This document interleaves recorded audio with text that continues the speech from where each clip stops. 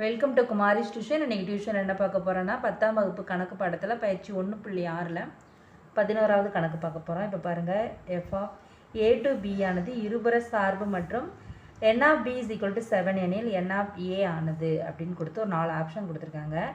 நமக்கு முதல்ல அந்த இருபுற சார்புனா என்னன்னு தெரியணும். இருபுற சார்பு அப்படிங்கிறது என்னது? ஒன்றுக்கொன்றான சார்பாகவும் ப்ளஸ் மேல் சார்பாகவும் இருக்கிறத நம்ம என்ன சொல்லுவோம்? இருபுற சார்பு அப்படின்னு சொல்லுவோம். அப்படி தானே?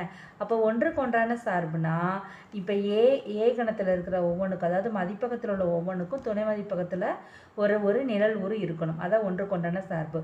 அப்போது நமக்கு நம்பர் ஆஃப் பி வந்து நமக்கு என்ன கொடுத்துட்டாங்க? 7 கொடுத்துட்டாங்க. இப்போ இது பி, சரியா? இதில் பினா அப்போ இதில் இருக்கிற ஒவ்வொன்றுத்துக்கு தான் இதில் ஒரு நிழல் உரு இருக்கணும். அப்போது இந்த நம்பர் ஆஃப் பி தான் ஈக்குவல் டு நம்பர் ஆஃப் ஏயாக இருக்கும், சரியா? அப்படின்னா தான் நமக்கு ஒன்றுக்கொன்றான சார்பாக வரும். ஒன்றுக்கொன்றான சார்பாகவும் மேல் சார்பு அப்படிங்கிறது நமக்கு சாட்டிஸ்ஃபேக்ஷன் ஆகும். அதனால நமக்கு என்ன பண்ணுறோம் அப்படின்னா, நம்பர் ஆஃப் பி எவ்வளோ இருக்கோ அதான் நம்பர் ஆஃப் ஏ, அதான் இங்கே எழுதியிருக்கோம். Therefore n of B is equal to number of A. அப்போ என் ஆஃப் ஏ நமக்கு என்னது? 7. அப்போ இதுக்கு கரெக்ட் ஆன்சர் என்னென்னா ஆப்ஷன் ஏல இருக்கு இல்லையா? இதுதான் இதோட கரெக்ட் ஆன்சர். அடுத்து 12வது கணக்கு பாருங்கள். எஃப் மற்றும் ஜி என்ற 2 சார்புகளும் அப்படின்னு கொடுத்துட்டு 2 சார்புகள் கொடுத்துருக்காங்க என கொடுக்கப்பட்டால் எஃப் சேர்ப்பு ஜியின் வீச்சகமானது என்னன்னு கேட்டிருக்காங்க, சரியா? இது எப்படி கண்டுபிடிக்கலாம்னா, ஆரோ டயக்ராம் போட்டு எழுதுனா தான் உங்களுக்கு ஈஸியாக புரியும். இப்போ பாருங்கள், இது எஃப், ஃபஸ்ட்டில் இருக்குது நமக்கு எக்ஸு, இது ஒய்ன்னு வச்சுக்கணும், சரியா? அப்போ ஃபஸ்ட்டில் உள்ள நம்பர்லாம் எடுத்து இந்த இதில் எழுதிக்கோங்க. 0 2 3 4 5ன்னு எழுதியிருக்கோம். அடுத்து அதே இதில் உள்ள செகண்ட் நம்பர் என்னது? 1 0 -4 2 7 அப்படின்னு எழுதியிருக்கோம். அதே மாதிரி ஜின்னு போட்டுக்கோங்க. இதில் கொடுத்துருக்கிற மதிப்பை இங்கே எழுதிக்கோங்க. ஃபஸ்ட்டுக்கு உள்ள நம்பரெல்லாம் ஒரு சைடு எழுதிக்கோங்க. 0 1 2 -4 7ன்னு கொடுத்துருக்காங்க. அடுத்து இதில் அடுத்த நம்பர் என்ன கொடுத்துருக்காங்க? 2 0 4 2 0ன்னு கொடுத்துருக்காங்க, சரியா? இப்படி தானே கொடுத்துருக்காங்க, இதை எழுதிக்கோங்க. இது அதுக்கடுத்து என்ன பண்ணணும்னா, எஃப் சேர்ப்பு ஜியின் வீச்சகம் கேட்டிருக்காங்க, சரியா? அப்போ எஃப் சேர்ப்பு ஜி எழுதிக்கலாம். இப்போ எஃப் சேர்ப்பு G is equal to F of G of, நமக்கு ஃபஸ்ட்டு என்ன கொடுத்துருக்காங்க? ஜி ஆஃபில் ஃபஸ்ட்டு 0 இருக்கா, அதை இங்கே எழுதிக்கிறோம், சரியா? அப்போது இந்த 0வோட வேல்யூ நமக்கு என்ன கொடுத்துருக்காங்க? 2ன்னு கொடுத்துருக்காங்களா? 2வோட ஜாயின் இருக்கா? அப்போ எஃப் ஆஃப் 2. அப்போ எஃப் ஆஃப் இந்த ஜி ஆஃப் 0ங்கிற இடத்துல 2 போட்டுக்கோங்க.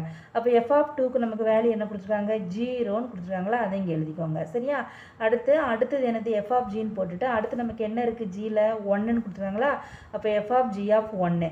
அப்போ எஃப் ஆஃப் ஜி ஆஃப் 1ல் நமக்கு இங்கே என்ன இருக்குது? 0ன்னு இருக்குது. அப்போ F of 0 is equal to, இந்த இடத்துல பாருங்கள், இந்த இடத்துல 0க்கு நமக்கு என்னது கனெக்ட் பண்ணியிருக்காங்க? 1. அப்போ அதோட மதிப்பு 1. அதே மாதிரி எஃப் ஆஃப் ஜி ஆஃப் இங்கே 2 இருக்குது, அடுத்து 2. அப்போ அந்த 2ங்கிறது நமக்கு என்னது? 4. அப்போ எஃப் ஆஃப் 4. அப்போ எஃப் ஆஃப் 4ங்கிறதுக்கு நேரம் என்ன இருக்குதுன்னு பாருங்கள், 2 இருக்குது, அதான் இங்கே எழுதணும். அடுத்து எஃப் சேர்ப்பு ஜி. அப்போ எஃப் ஆஃப் ஜி ஆஃப் அடுத்த வேல்யூ என்னதுக்கு? நமக்கு -4 இருக்குது, அதை இங்கே எழுதிக்கிறோம். அதுக்கப்புறம் என்னது? -4க்கு நமக்கு என்ன இங்கே வேல்யூ கொடுத்துருக்காங்க? 2ன்னு கொடுத்துருக்காங்க. அப்போது எஃப் ஆஃப் 2. அப்போ 2க்கு நமக்கு என்ன வரும்? எஃப் ஆஃப் 2ல் என்ன இருக்குதுன்னு பாருங்கள், 0 இருக்குது, அந்த 0வை இங்கே எழுதிக்கிறோம். அடுத்து எஃப் சேர்ப்பு ஜி. அப்போ எஃப் சேர்ப்பு ஜி ஆஃப் அடுத்த லாஸ்ட்டில் உள்ளது 7, அதை இங்கே எழுதிக்கிறோம். அப்போ எஃப் ஆஃப் ஜி ஆஃப் 7ல் நமக்கு என்ன இருக்குது? 0ங்கிறது. அப்போ எஃப் 0 அப்படிங்கிறது நமக்கு என்னது? 0னா நமக்கு 1. இப்போ 1, சரியா? இப்போ தனியாக வீச்சகத்தை எடுத்து எழுதிக்கோங்க. எஃப் சேர்ப்பு ஜியின் வீச்சகம் அப்படின்னு எழுதிட்டு நமக்கு என்ன இருக்குது? வீச்சகம் என்ன இருக்குது? 0 1 2, அடுத்து அகைன் 0 1ன்னு வருது. அதை விட்டுட்டு நம்ம என்ன 0 1 2 இருக்குது. அப்போது நம்ம இந்த ஆரோ டயக்ராம் போட்டுக்கலாம், சரியா? போட்டுட்டோன்னா நமக்கு என்ன இருக்கும்? இங்கே ஃபஸ்ட்டு இந்த இதில் உள்ளதெல்லாம் எழுதணும். 0 1 2 -4 7ன்னு எழுதியிருக்கோம். அடுத்து இன்னொரு இதில் என்ன பண்ணியிருக்கோம் அப்படின்னா, 0 எழுதியிருக்கோம், 1 எழுதியிருக்கோம், 2 எழுதியிருக்கோம். அகைன் 0 வரதுனால திரும்ப எழுத வேண்டாம். இப்போ இதை ஜாயின் பண்ணுங்கள். 0க்கு 0, அடுத்து 1க்கு 1, அடுத்து 2க்கு 2, -4க்கு 0 வரும், 7க்கு 1 வரும், சரியா? அப்போ இதில் உள்ளதான நமக்கு வீச்சகம். அப்போ வந்து எஃப் சேர்ப்பு ஜியின் வீச்சகம் வந்து நமக்கு என்னது? 0 1 2. அப்போ இதுக்கு ஆன்சர் என்ன? இஎன்எல் இருக்கு இல்லையா? 0 1 2. இந்த மாதிரி நீங்கள் அம்புக்குறி படம் போட்டிங்கன்னா இந்த கணக்கு உங்களுக்கு ஈஸியாக இருக்கும். இப்போ இதில் 13வது கணக்கு பாருங்கள். எஃப் ஆஃப் எக்ஸ் அப்படிங்கிறது ரூட் 1 + x² எனில் 4 இது கொடுத்துருக்காங்க. 4 இது என்ன கொடுத்துருக்காங்க? எஃப் ஆஃப் எக்ஸ் ஒய் அப்படிங்கிறது F of X into F of ஒய்யா, அல்லது எஃப் ஆஃப் எக்ஸ் ஒய் அப்படிங்கிறது வந்து greater than f of x into F of ஒய்யா அல்லது எஃப் ஆஃப் எக்ஸ் ஒய் அப்படிங்கிறது less than f of X into F of ஒய்யா அல்லது இவற்றில் எதுவும் ஒன்றும் இல்லையா அப்படின்னு கேட்டிருக்காங்க. சரியா, இது சம் எப்படி பண்ணலான்னு பார்க்கலாமா? இப்போ எஃப் ஆஃப் எக்ஸ் அப்படிங்கிறது நம்ம என்ன எடுத்துக்கிறோம், அங்கே கொடுத்துருக்காங்க √1 + x². அப்போ எஃப் ஆஃப் ஒய்னா இந்த எக்ஸ் வர இடத்துல y² போட்டுக்கணும். சரியா, ஒய்ன்னு போட்டுக்கணும். எக்ஸ் ஒய்னா இந்த இடத்துல என்ன பண்ணணும், எக்ஸ் ஒய்ன்னு போட்டுக்கணும். அதுதான் இங்கே போட்டிருக்கோம். சரியா, அடுத்து நம்ம என்ன கொடுத்துருக்காங்க, F of X Y is equal to நம்ம என்ன வச்சுக்கணும், அப்போ எஃப் ஆஃப் எக்ஸ் ஒய்ங்கிறது √1 + xy இந்த இடத்துல வர்றதை இங்கே போடணும், xy². சரியா, அடுத்து இது வந்து F of X into F of Y அப்படிங்கிறது எஃப் ஆஃப் எக்ஸுங்கிறது என்னது √1 + x² இன்ட்டு √1 + y². இப்போ நம்ம ஏதாவது ஒரு வேல்யூ இதில் பிரதியிட்டால் தான் நமக்கு வந்து எது ஈக்குவலாக இருக்கா அல்லது லெஸ் தானாக இருக்கா கிரேட்டர் தானே இருக்கான்னு கண்டுபிடிக்க முடியும். இப்போ நம்ம எக்ஸுக்கு 1 ஒய்க்கு 2ன்னு பிரதியிடுறோம். சரியா, அப்போது எக்ஸ் ஒரு இடத்துல நம்ம 1 போடணும், ஒய் ஒரு இடத்துல 2 போடணும். அப்போ இதில் எக்ஸ் ஒய்ன்னு இருக்கா 1 × 2ன்னு போட்டுக்கோங்க. அப்புறம் √1 + என்ன பண்ணணும், இந்த எக்ஸ் இருக்கிற இடத்துல 1 ஒய் இருக்கிற இடத்துல 2 போடுறோம். சரியா, அப்போ 1 × 2 ² அடுத்து இதில் என்ன பண்ணுறோம், எஃப் ஆஃப் இது 2 பேருக்குன்னா 2 F of 2 is equal to √1 இது 1 2 பேருக்குன்னா 2 2ஓட ஸ்கொயர். அடுத்ததில் என்ன பண்ணுறோம், √1 + இது வந்து 2 ஸ்கொயர் பண்ணால் நமக்கு என்ன 2² நமக்கு என்ன வரும் 4 வரும். அப்போ இது 2 கூட்டினா நமக்கு என்ன வரும், F of 2 is equal to √5 தான் நமக்கு என்னது F of X into Y. X Y இருக்கு இல்லையா, இதை நம்ம மல்டிபிள் பண்ணது. இப்போ இந்த சைடு பாருங்கள், இப்போ வந்து தனித்தனியாக நம்ம பண்ண போகிறோம். இப்போ F of X F of Y, அப்போ எஃப் ஆஃப் எக்ஸுங்கிறது நமக்கு என்னது √1 + x². அப்போ எக்ஸுங்கிற இடத்துல நம்ம 1 பிரதியிடுறோம், ஒய்ங்கிற இடத்துல 2ங்கிற வேல்யூயை பிரதியிடுறோம். இப்போ இது பிரதியிடப்போ என்ன வரும், 1² 1 தான், அப்போ 1 + 1 வரும். இது வந்து 2²ங்கிறது 4 வரும், அப்போ 1 + 4 வரும். அப்போ இது வந்து என்னாகும் 1 + 1ங்கிறது 2 ஆகும், √2 இன்ட்டு இது வந்து என்னாகும் 1 + 4ங்கிறது √5 ஆகும். சரியா, இப்போ இது 2 பெருக்கிறோன்னா நமக்கு என்ன வரும் √10 அப்படின்னு வரும். சரியா, இது வந்து F of X into F of Y வந்து நமக்கு என்னது √10ன்னு வருது. நமக்கு எஃப் ஆஃப் எக்ஸ் ஒய் வந்து நமக்கு என்ன வருது √5 வருது. அப்போ இது எது நமக்கு இந்த மேலே உள்ளதில் எதை சொல்லுது அப்படின்னா, இது வந்து எஃப் ஆஃப் எக்ஸ் ஒய் வந்து என்னது less than or equal to என்ன தான் வரும், F of X into F of ஒய்ன்னு வரும். அப்போ இதுக்கு ஆன்சர் என்ன, ஆப்ஷன் ஈயில் இருக்குது பார்த்தீங்களா, f of X y less than or equal to F of X into F of y. இதுதான் இது கரெக்ட் ஆன்சர்.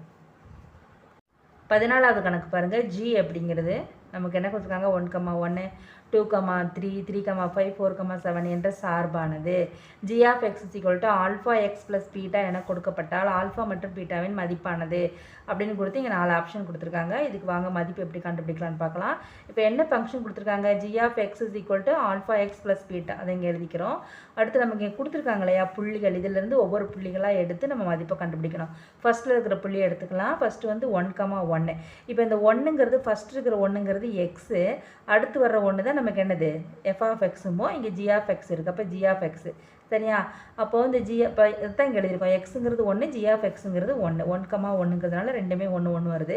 அப்போ ஜி ஆஃப் எக்ஸுங்கிறது 1 இஸ் ஈக்குவல் டு எக்ஸ் வர இடத்துல 1 பிரதியிடணும், ஆல்பா இந்த இடத்துல எக்ஸ் வர இடத்துல 1 பிரதியிடுறோம் ப்ளஸ் பீட்டா. அப்போ இதை அப்படியே மாற்றிக்கிறோம், சைடை மாற்றிக்கிறோம். அப்போ ஆல்பா இது ரெண்டையும் நம்ம பெருக்கிறப்ப alpha plus beta is equal to 1. இது சமன்பாடு 1ன்னு வச்சுக்கிறோம். சரியா, அடுத்த புள்ளிகள் எடுக்கும். அடுத்த புள்ளிகள் என்னது 2,3ன்னு கொடுத்துருக்காங்க, அந்த புள்ளிகள் எடுக்கும். இது வந்து எக்ஸு, இது வந்து நமக்கு என்னது ஜி ஆஃப் எக்ஸு.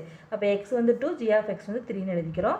நமக்கு என்ன கொடுத்துருக்காங்க, G of X equal to alpha X plus beta. அப்போ ஜி ஆஃப் எக்ஸுங்கிற இடத்துல 3 பிரதி இடணும், ஆல்ஃபா எக்ஸுங்கிற இடத்துல 2 ப்ளஸ் பீட்டா.